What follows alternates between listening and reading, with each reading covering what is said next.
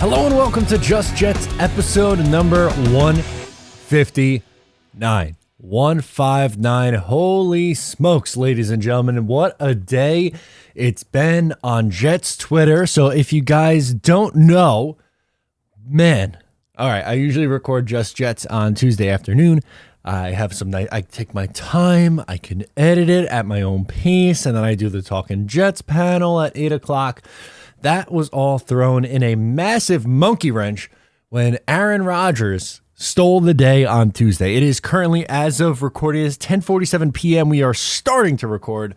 This is going to be a long night, but it's all worthwhile. Before we get into the crazy day that was the day of Aaron Rodgers is what I'm going to call it, we have to do a message from our sponsor over at Manscaped. Spring has sprung, and our friends at Manscaped have the best tools for some spring cleaning. They've already helped you tidy up all the nooks and crannies of your body's basement. But this year, Manscaped can help you get the perfect presentation on that beautiful face with the new Beard Hedger Pro Kit. Make sure you look your best this spring by using code JETS20, that is JETS20, for 20% off and free shipping at manscaped.com. Now in the beard game too, what can't they do over at Manscaped? Pick yourself up a nice package over there. Why not? All right.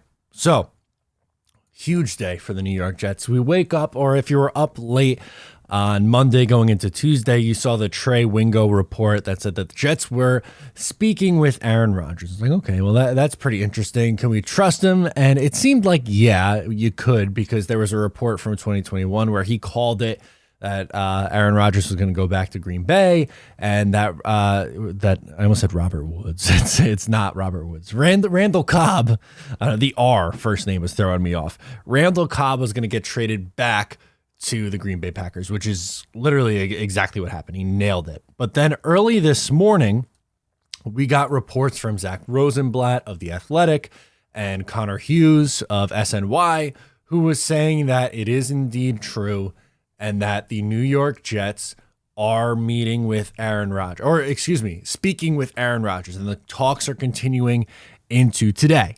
That was the next thing. The talks are continuing into today. It's like, wow, okay, like this thing's picking up some steam. Next thing you know, early afternoon rolls around. Not only that, but the Jets are flying out on Woody Johnson's private jet to go see Aaron Rodgers out in California.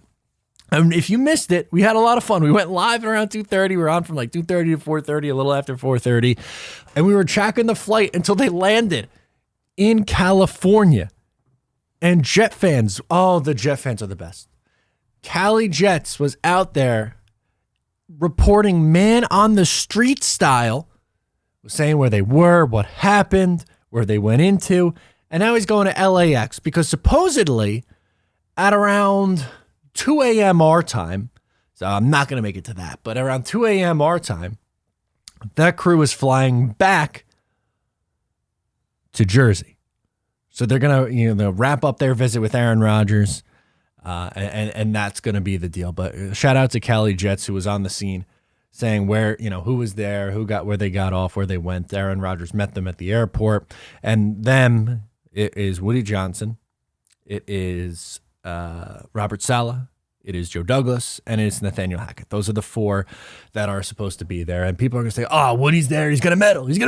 Well, hold on a second. I don't buy the reports that the Jets were all in on Derek Carr and that Woody Johnson got involved and like that was it, that they were on Rodgers and that the staff is unhappy. I don't buy that for a second because yes, you had the report late in the game that the Jets were very high on Derek Carr's radar, and that he wanted to go to the Jets, and that they liked him. And they probably did like him. I do think he was their second option, but they made it pretty freaking clear that Aaron Rodgers was their number one choice for who was going to quarterback this team next year.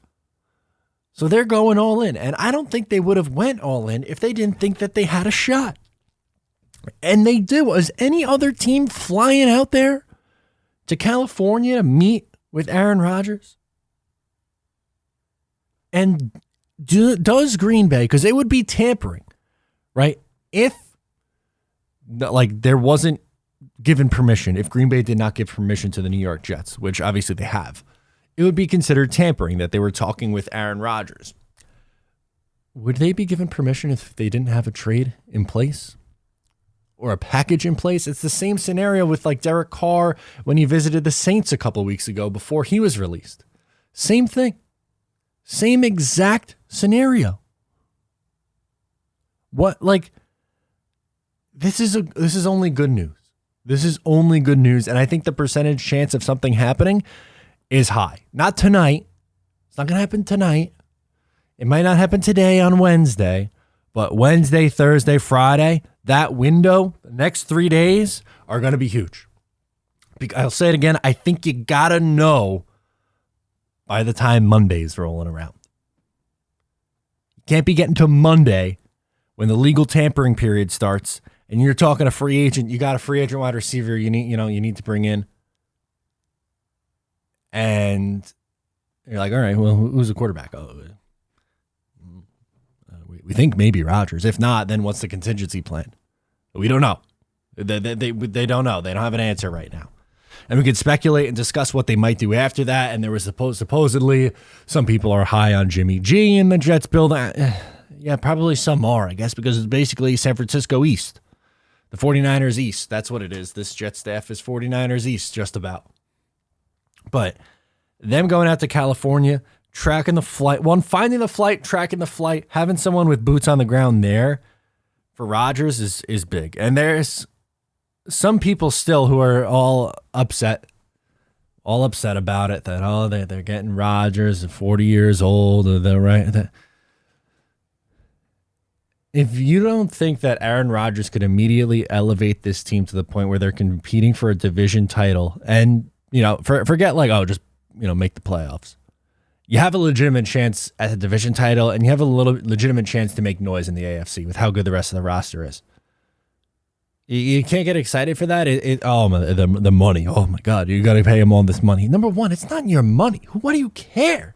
Who cares what Woody Johnson has to pay out of his pocket? And the cap hit for the 11th millionth time.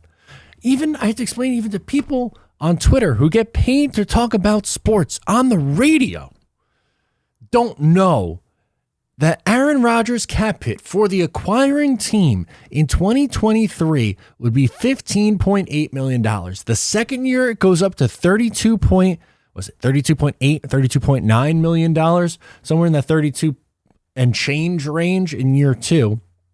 And then the 2 years after that are astronomical cap hits. But the point is, it's never going to get to that point in 2025 and 2026 with the current deal. He is going to have a different deal by that point. He's already said that it's going to eventually have to get restructured or reworked, and it will. I don't think for right now, I think his cap hit's going to stick at 15 whatever, which is fine. It's a nice cap hit. You could do some damage with that. You don't have to. You're not worrying about 25 and 26. That's so far down the line. You worry about that when you get there.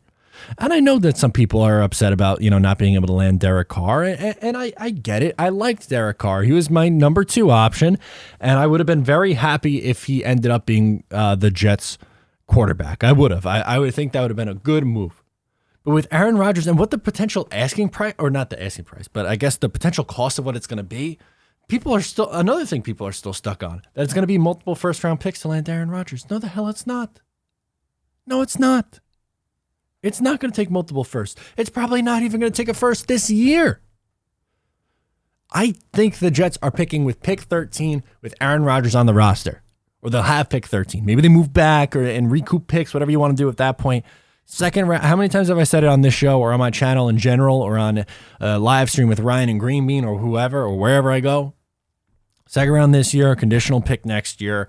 Could be a conditional first if you want to set it up where if they reach the AFC Championship game, they go to the Super Bowl, whatever. Or if you want to make it, if he's on the roster in 2024, then that turns into a first. But then if not, maybe it's like a second or third round pick next year. Whatever the case may be, you deal with all the extra nonsense that comes with Rodgers. Is he a little bit of a prima donna? Yeah. Do I like everything that he does off the field? No. Of course not. I don't. I think he's a little bit annoying.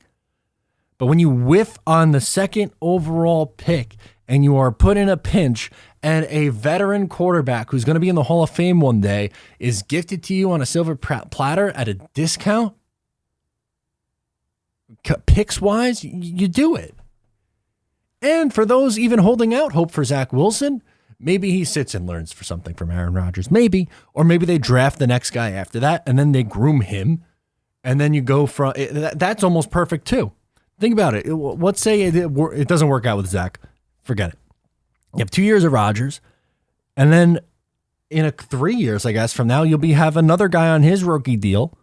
When guys like Garrett Wilson, Breece Hall, Elijah Vera Tucker, Quinnen Williams, Sauce Gardner, all those guys are making money because they're not on their deals anymore, on their rookie deals. But you have so much of your core on their rookie deals making pennies on the dollar, you could afford to spend the extra on the cap, which again, it's not even that much money. It's $15 million and $32 million. So what are we doing here? That's what I don't understand. And I don't think it is that Woody Johnson's meddling in this. I don't. I think he has given Joe Douglas the authority to do and Robert Saleh the authority to do what they want with the team. I do. Green Bean had the perfect tweet where he's like, I'm really supposed to believe the guy that went and hired outside consultants on who to pick for general manager is now going to get involved and try to do this. Now, if you want to go back in the day and say like the Tim Tebow trade, like, yeah, that's probably an example. Or when the reporting structure wasn't the current state where it went, the head coach and the GM are on the same level and both report to the owner. Yeah, that's toxic. And look, I'm not going to be apologizing for Woody Johnson. I'm not his biggest fan. I don't think he's a very good owner. But what he does do is he'll shell out the money. He is not afraid to shell out the money. And if this is what the Jets think and this is what the Jets want to do, it makes sense. It makes sense. You can justify it with the window that the Jets are going to have. And it's going to bother people, and they're going to say, well, you're going to, 40 years old. Did you not learn anything from Brett Favre? Like, that's the same scenario. Brett Favre got hurt. They were the 8-3 and the number one seed in the AFC before he got hurt. So I really don't want to hear it anymore with that. And then also, the other big news is your potential fallback plan. Lamar Jackson getting the non-exclusive tag, which is kind of surprising. So he got the non-exclusive tag. It would be $32 million for him this year, and obviously you'd have to agree to a contract extension if you're going to be able to acquire him. But the acquiring price would be 2 first-round picks, which is less than I think it would have normally taken if you were trading for him, kind of like the Deshaun Watson or Russell Wilson trade. Both those guys had astronomical trade packages. But you're talking about just 2 first-round picks. And no, Lamar doesn't now leapfrog Aaron Rodgers as the number one choice. But if, for whatever reason, Rodgers like, no, I'm going back to Green Bay, I don't think is likely. Or no, I'm retiring, I also don't think is likely. Then you could say, all right, I guess it's on to Lamar. And there are some red flags with Lamar Jackson. He hasn't played a full season in the last 2 years. He's played 12 games each of the last 2 years. It's going to be a lot of money, and you're giving up 2 first-round picks. He's 26 years old and still in the prime of his career. I think some people are way too harsh with him with how he throws the football. I think he can pass the ball better than most give him credit for. I think he does make some big-time throws. Am I saying that he deserved the Deshaun Watson contract of whatever guaranteed? I don't think that was such a outlier contract. And, it was weird to me today too, by the way, that so many teams came out and said, no, we're not in on Lamar. We're not in on Lamar. Is it that the owners are getting involved and saying, hey, we're going to get this thing back on track. We're not going to let one guy ruin it for everybody else. That one idiot in Cleveland ruin it, and now everyone's getting guaranteed deals. We're going to say no, and then Lamar's going to realize, oh man, I'm not going to get that guaranteed money. This is my only choice, and then take it and agree to a deal. Is that it? Is that the power play by the owners of the league? I don't love it. I mean, I'm on the player side. I want them to get what they can. It's a dangerous game, and the guaranteed monies is important, but I don't see that. Cleveland made a massive error with Deshaun Watson, giving him that guaranteed contract, and now I think they're trying to get things back on track. Lamar's a good player. He's a former MVP. Yes, I'm worried about the injuries a little bit. And yes, I'm worried about the price tag a little bit. But when you're out of options, like no Carr, no Rodgers in that scenario, no Brady, obviously, Gino and Gino and oh my God, Daniel Jones are off the board now. They signed their deals. What are you going to do? Sign Jimmy and pray that he stays healthy? I still get way too many of those comments. Sign Jimmy G. It doesn't cost you any picks. Well, what the hell do you do when he gets hurt 8 games into the year? What do you do then? Because he hasn't played a full season since 2019. He's only played 1 full season since becoming the 49ers quarterback. He played 15 games a couple of years ago, which was close to a full season. Not quite, but close to a full season. And then there's a lot of 10 and 6 and 4s mixed in there. It's not enough. I don't trust him. And also, is Kyle Shanahan coming with him? Because if not, do we think Jimmy G is going to be the same player? I don't. Kyle Shanahan had a 7th round rookie, the Mr. Irrelevant, running that offense at the same rate, if not better than what Jimmy was for that team. So Jimmy with Nathaniel Hackett might look a lot different than Jimmy with one of the top 3 play callers in the sport, right? So that also is a big factor that people are missing out on. But Lamar was interesting. I was not expecting that at all. That maybe is your fallback plan now. But man, I think this Rodgers thing, it has some real steam. I think it gets done by the end of the week. And we'll have another busy day, another busy week talking this thing through. Without further ado, let's hop into your voicemails. First up, we're going to go out to James calling in from New York. Wants to talk about mid-round pick potentially on a quarterback. Hi, James from Orangeburg, New York. Matt, haven't watched much college football this past year. I was wondering your thoughts on Tanner McKee as maybe a mid-round pick for the Jets. He's got the size, the arm strength, I think, is there. Stanford was a pretty bad team, so I'm going to throw out his stats. But what do you think of Tanner McKee as maybe a 3rd or 4th round pick for the Jets? Take a flyer on him. Thank you. Yeah, I don't know. I'm not the biggest fan of his game. I think he's probably someone who maybe goes in like the 3rd round. At that point, I still think the Jets are going to be needing to, especially if you have to give up one of your first 3 picks in the first 3 rounds, which I think they're going to have to do to land Rodgers. You got to figure out offensive tackle, linebacker, safety. I don't think I'd be using that swing there, personally. You want to go later and go Clayton Tune or Jacob Hayner or someone like that? Maybe, but I don't think a mid-round pick on it. McGee's a popular one. The Purdue quarterback, his name is escaping me, is a popular one. Hendon Hooker's a popular one, which I don't see the fit for the Jets at all. 25-year-old quarterback with injury history coming into the league I don't see it. And I think that's someone, I think Hooker's going to go in the top 3 rounds. And maybe it turns into a long-term backup for someone, but I don't, that's not the swing that I want to take for this Jets team. It just flat out isn't. I don't think that's the move. I still think there's too many positions of need that the Jets need to attack in those mid rounds. A 3rd round pick should be someone that you're getting something out of. I think it's valuable. I would say no, James, on that. I wouldn't take a quarterback there. We got, I think Alex, it's hard to hear at the start, calling in from Virginia, wants to talk about going all in on Rodgers and then a day 2 pick at quarterback. What's going on, Matt O'Leary? What's this up, is sir? Alex Russell from Radford, Virginia. Hope you're doing well, man. Just woke up, got the news, Derek Carr to the Saints. Not ideal for me. I was a big guy on Derek Carr. I wanted him to be a Jet. Will provide stability for longer. But now it's go time on Aaron Rodgers. The Jets have to get this done this week, in my opinion. It has to be done. You can't go into the season with Jimmy Garoppolo as your quarterback. because that's probably the next option, Jimmy Garoppolo.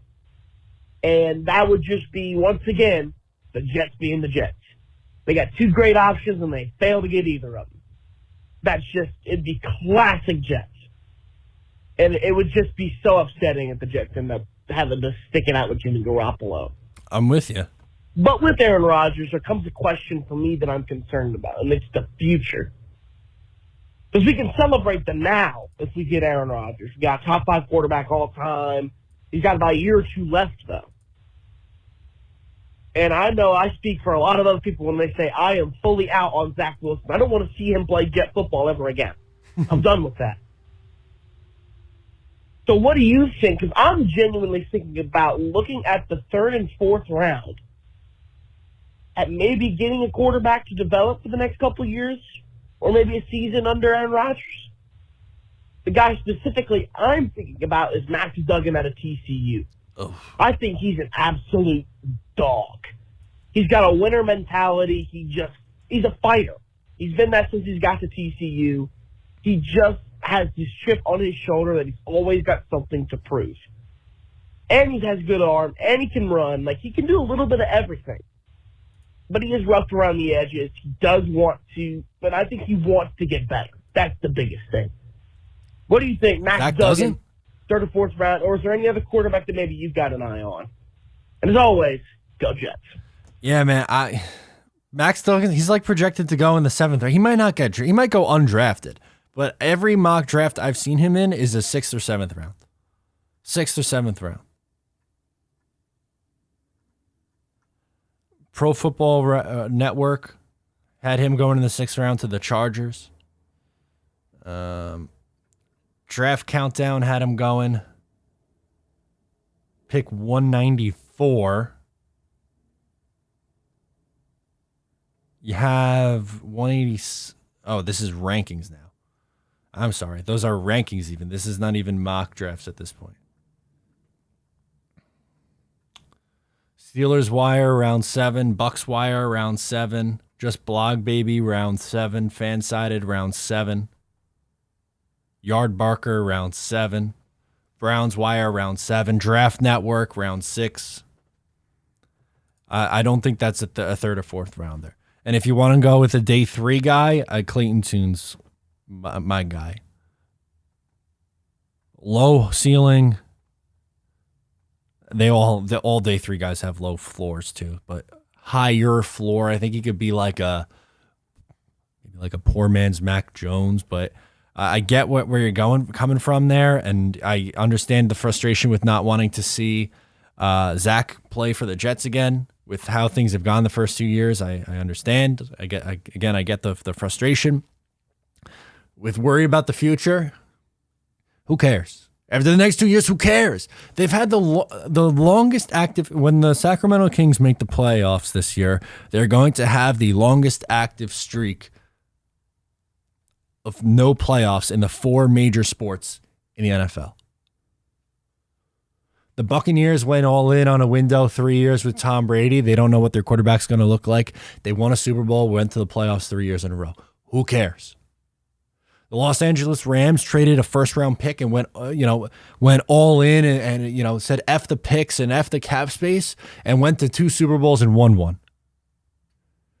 The Denver Broncos were able to sign Peyton Manning at the end of his career. How old was Peyton? And he gave him, 4 years? And they still haven't been able to figure out the quarterback since then. He was age 36, so he's a touch younger. He gave him 4 years, went to 2 Super Bowls, won one, was an MVP. These windows are not as big as people think, and Tom Brady really ruined the you can be a contender forever, right? It doesn't work that way. Unless you are just have this absolute freak like Patrick Mahomes, because he's just that damn good. He's just that damn good. But you gotta go for it. And as I said, in 25, 26, figure it out. That's why Joe Douglas is paid the big bucks, man. If he's as good as what some people on Twitter say that he is, and listen, I'm a Joe Douglas fan. I like him. I think they figure it out and make the playoffs, and he's here. But if he really is the best general manager in Jets history, like I've seen some people say, then he'll figure it out in 2025 and 26. I'm not worried about it. But if it gives you a 2-year window where you are making deep playoff runs and hell, dare I say, win a Super Bowl, who cares? Who cares? If they win the Super Bowl, they could suck 5 years in a row after that. They've sucked for a decade in a row where all they've done is just gathering picks. The pick hoarders are insane to me at this point. What have you done the last 2 years specifically? You've had 7 guys selected in the top 40. 7 in 2 years. That is unheard of. Absolutely unheard of. If there was ever a time where it's okay to give up draft capital, it's right now. It's right now. You probably can't afford to do that, 2 years from now. But at this point, yes, do it. Go all in. Let's go to who's calling in next? Constantine. Let's do it. For now from PA? Is that right? Let's see. Hey, Matty, this is Constantine, formerly from Florida. Hey. Now it's Constantine from PA, Erie, Pennsylvania. Let me tell you something, man. I'm watching your podcast right now, and my jaw dropped. I'm like, are you kidding me? The Jets allowed Derek Carr to get away. Point blank, period, end of story. And like you just said on your podcast, we're only left with one choice. Now, basically, let's do this. Let's go buy a gun, put one bullet in the chamber, spin it, pull the trigger, and see what happens. Because that's what the Jets just did. The Jets just decided to play Russian roulette. And I'm going to be honest with you, Matt. If we don't get, at least at the minimum, Aaron Rodgers, and we're stuck with a Tannehill or maybe Zach Wilson coming back, I'll be honest with you, bro. I don't know if I can endure that. I really don't. I've been a Jet fan for over 50 years, and I've seen a lot of stupid moves by this organization, and I'm going to pencil this as one of them. They better have a plan since they let Derek Carr just basically walk away. I'm not happy right now. I'm really not. I just feel as if he would have been the better quarterback for us. He's more durable. He's not so unpredictable when it comes to his decision-making. And he doesn't do the quirky, weird things that Aaron Rodgers does. Now, if Aaron Rodgers can come to the Jets and just be Aaron Rodgers, the quarterback, I'll be okay with that. But if we're looking at another situation with Zach Wilson and Mike White, I don't know if I'm going to be calling this show or being a Jet fan any longer, because I'm sick and tired of this organization dropping the ball year after year after year. We draft quarterbacks and they turn out to nothing. They turn out to shit. And I'm fed up. So it's Aaron Rodgers or bust as me as a Jet fan as well. So I hope the Jets take that in consideration, because I don't think I'm the only one who thinks that way. I'm not going to do the J-E-T, Jets chant today, because I'm just not feeling them. If they give me a reason to feel them again, you'll be hearing from me again. If not, it's been great knowing you, buddy. I wish I could have met you in person. You seem like a dynamite guy. Thank you, Constantine. But let's keep our fingers crossed. Let's pray and see what happens. I can honestly say, bad move. Okay. Just a bad move by the Jets altogether. Anyway, buddy, you take care of yourself. Was that it? Oh, you got cut off at the end. Thank you. I appreciate the call, Constantine. I appreciate hearing from you. I don't want this to be the last time I hear from you. I will not say that it's a bad move yet, because you don't know what's going to happen. Like, if you end up with Aaron Rodgers, then I don't think it's a bad move, because, again, I think that's who they've wanted all along. And I'll reiterate, I think, I mean, you know this, you watch my stuff, that I would have been okay with Derek Carr. But you better figure it out now with Aaron Rodgers, because if you don't, then I guess Lamar. I'm good with Jimmy. I'm good with Tannehill. No, I don't want to be at that point now. I don't want to run it back with Mike White and Zach Wilson room. I think it has to be Aaron Rodgers. And he rubs people the wrong way. I understand that. I understand the fears that you laid out. I'm not dismissing them. I think they are legitimate. My rebuttal is that beggars can't be choosers. Beggars can't be choosers. And Derek Carr was not without flaw. And I like Derek Carr. But there were some issues there. He is not at the same talent level as Rodgers. No ifs, ands, or buts about it. Yes, he's, more healthy. He's a good teammate. But would he be the guy who could elevate that team? That's a legitimate question. I think he could because of how good the defense is and how good, everything, all the young weapons around him could be. I don't know. I don't think the Jets, or I don't think Joe Douglas, rather. The Jets of old, maybe, but I don't think Joe Douglas is just going to go, we're going to pass up on Derek Carr. We're going to let him sign with the Saints. And supposedly Carr was calling Todd Downing throughout all of this and talking with him because he was so close with Todd Downing. So if they know that they're getting Aaron Rodgers, or they're ironing out the details of Aaron Rodgers, then it's like, all right, yeah, go sign with the Saints. I wish him well. I think he's going to do pretty good there with the Saints. I have no issue there. Let's close out. Thank you, Constantine. Let's close out with Nick from New Jersey. He wants to say they dodged the bullet with Derek Carr. All right, so this is a complete 180 here from our last call on Constantine. Let's do it. Hey, Matt, this is Mickey from New Jersey. I'm going to say I am so happy we didn't get Derek Carr. I've never seen a fan base get so hyped up about a quarterback that is so mediocre. And everybody's saying is that, oh, now we might get Jimmy G or Tannehill or something like that. It's like Carr's the same caliber player as that. He is. I know people don't want to believe that, but he is. A lot of people make excuses. Now, I've always wanted Rodgers during this time. That's what I want. I'd be down for Lamar if we get Lamar.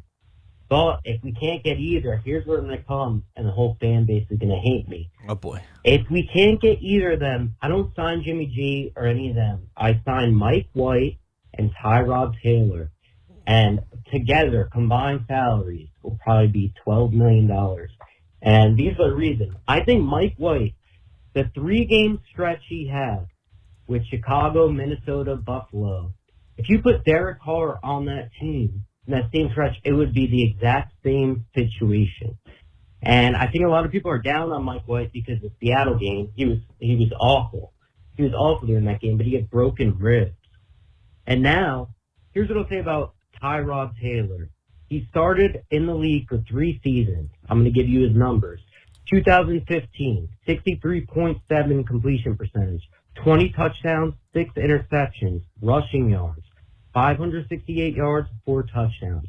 2016, 61.7 completion percentage, 17 touchdowns, 6 interceptions, 580 rushing yards, 6 touchdowns. 2017, 62.6% completion percentage, 14 touchdowns, 4 interceptions, 427 rushing yards, 4 touchdowns. Of those 3 seasons, 2 were a winning record. 1, they went to the playoffs with a Bills team that really wasn't that good. Maybe their defense was good, but if you look at the roster, their offense wasn't good. And I remember them playing the Jets, and I remember always killing them on 3rd downs. You just run and get some extra yardage. But the only year he had a losing record, he was like 7-8. But the guy is an ultimate game manager. And you have Mike White, who I get it. We haven't seen a full year of him. He might be afraid to start him. But I don't think his drop-off from like Jimmy G, Derek Carr is that much. I think he actually proved something last year. And I think he has potential. And I think the worst-case scenario is that he isn't good, and you have Tyrod Taylor as the ultimate game manager.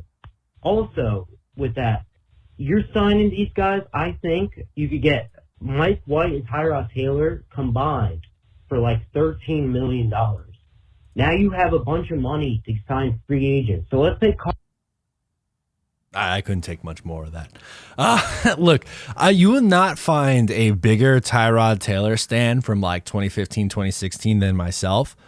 But we're talking about a soon-to-be 34-year-old Tyrod Taylor. 34. Both Tyrod and Mike White are similar in the sense that I'm good with them as at this point in their careers as a spot starter. Backup with a spot starter. High upside backup guy. Tyrod, again, if you wanted to set, like, if for whatever reason, the Bills moved on from him after 2016, right? And then the Jets brought in Josh McCown.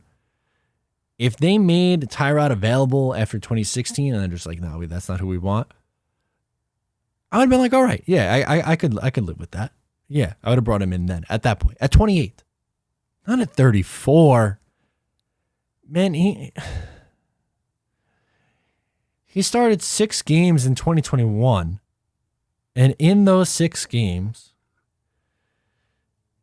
he had one good game. First one was against Jackson. The one and only good game was against Jacksonville.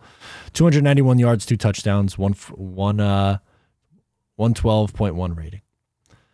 Then he was 10 of 11. Oh, he got hurt in the Cleveland game. All right, so we'll give him a half a good game there. Injury. Came back. First game back, no touchdowns, 3 picks. Next game back, 58.3 completion percentage, 107 yards. The game after that, 158 yards and 2 touchdowns, 1 interception, 6 yards per attempt. Last start, 5 of 13, which is 38.46 completion percentage, 1 interception, 3.46 yards per attempt. Again, if this is 2017 and you're looking for a spot starter, different story. You can't, with this Jets roster, your plan can't be bring in Tyrod Taylor and Mike White. Mike White gets hurt constantly. He got banged up in the Buffalo game this year. And then if you want to go back to last year in 2021, he was banged up he had to leave and come back in the Cincinnati game. He got hurt in the Indy game, and he got hurt in the Buffalo game. And of his starts, he has how many starts? 1, 2, 3 starts, plus how many was in 2022? Was it 3 or 4 starts this year? 4 starts. He has 1, 2, 3, 4, 5. I'm sorry. 4. He has 4 multi-pick games in his 7 starts. In the one game he didn't start against New England, he had one touchdown, 2 picks. He doesn't take care of the football enough to be a regular starter, and he's hurt too often to be a regular starter. The Minnesota game, he put up a bunch of yards, and he was okay. You had people who loved that game and people who said he sucked that game. He did not suck. He was okay that game. Against Buffalo, gutsy performance. It was a gutsy performance. They didn't get in the end zone. They didn't have a passing touchdown in that game. They couldn't score in that game. They only put up 12 points. And again, the injury really killed them. That's a great defense. I get it. It was gutsy of him to keep coming back in and playing. But again, injury, and I am not willing to bet on him. As a backup spot starter for both those guys, fine. As the answer, how can we go from